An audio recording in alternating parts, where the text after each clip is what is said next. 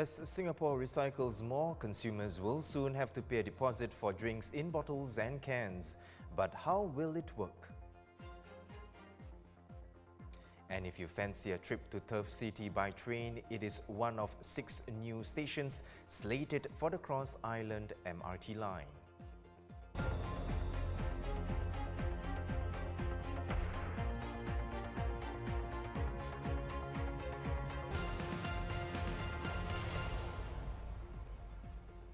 It's Tuesday, September 20th. You're watching The Big Story with me, Harianto Diman.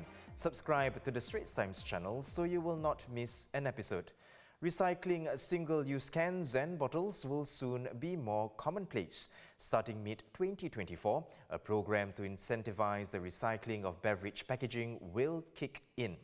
The National Environment Agency is now seeking public feedback on the scheme. My colleague Kimberly Zhao explains how it could affect you. Public consultation. What exactly is the public being consulted about? Price, place, payment. Starting with price. If we have to put down a deposit for every prepackaged disposable drink that we buy, regardless of size, how much should that deposit be? 10 cents? 20 cents? Or some other amount? Where exactly can we return these empty drink bottles in order to get our deposit back? Supermarkets?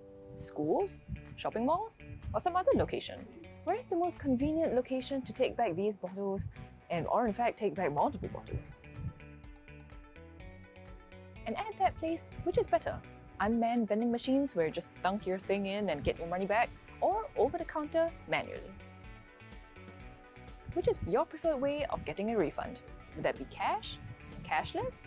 If cashless, would that be EasyLink, bank transfer, e-wallets, or something completely different?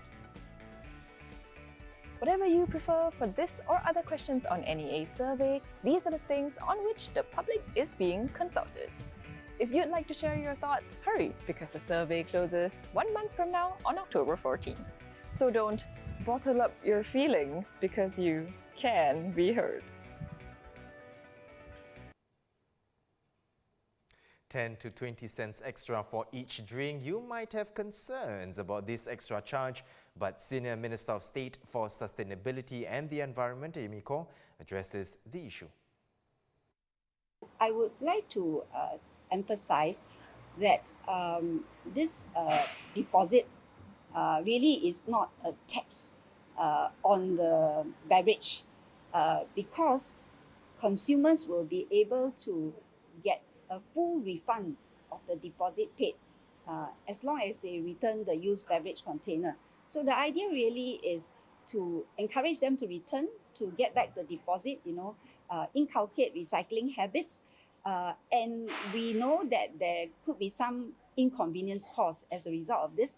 And that's why we are working, and we will work with the scheme operator to ensure that, increase the convenience and access to return points, make it easier and more convenient to encourage consumers to return their used beverage containers and get back the full refund. Getting a direct train from Tampines North to Turf City will be possible by 2032.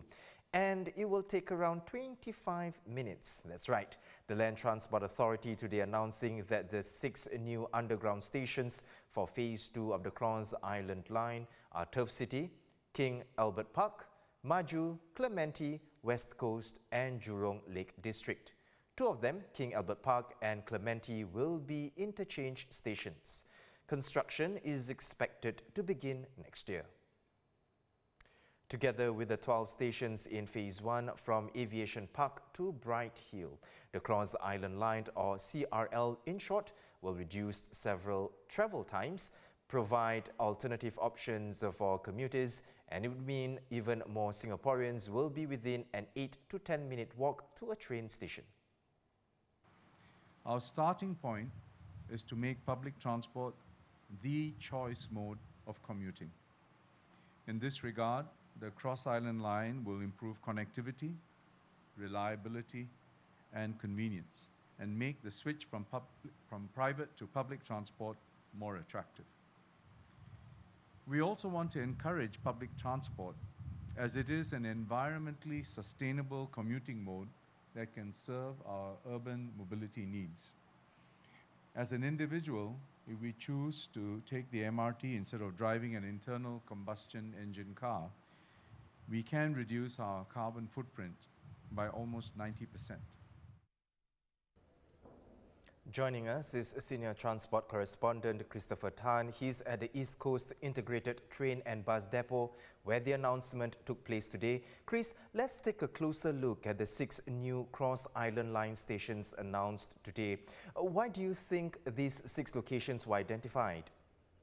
Well, I think if you look at the alignment, they pass through both developed and yet to be developed areas. You have developed areas like Clementi, which is a hub, and King Albert Park, which is also a known residential area.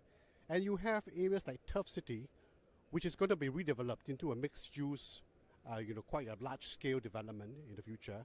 And also Jurong Lake District, which we know is going to be shaped into a second CBD in the future. So we have a good mix, right? This line, and this phase at least, will be up by 2032. That gives us about 10 years. 10 years for these areas, the new areas to be up. When the whole second stage, the developments along this line is up, we will see about 44,000 households benefiting from this part of the line, the cross-island line. Transport Minister S. Iswaran said the coming decade will see rail network expansion at an unprecedented scale in our nation's history. Chris, much of this is driven by the cross-island line. Do you expect it to be the final major piece in Singapore's rail network puzzle, at least in the near future? Well, certainly the cross-island line is one of our longest lines. It's about 50 km, stretching from all the way from Changi all the way to Tuas, cutting across the section of the island and, crisscrossing with all the existing MRT lines that we have today. So it's going to add a lot of convenience for people, and it's going to add a lot of resilience to the rail network. What do we mean by resilience? When we say resilience, we mean that whenever there's a breakdown or some incident along one line, people can go to another line quite easily. Now, the cross-island line, 50 kilometers, is not going to be, our final rail project. Definitely, I mean, as Singapore grows, many decades ago, former Transport Minister actually told Parliament that we will have 540 kilometers of rail. By the time the cross-island line is complete, together with the Jurong Region line, we will have about 360 kilometers. So there is going to be some way to go, some way for us to develop more of the rail connectivity that Singaporeans can look forward to. As long as the nation grows, the rail network will grow. Chris, thank you for the insights. Senior Transport Correspondent Christopher Tan.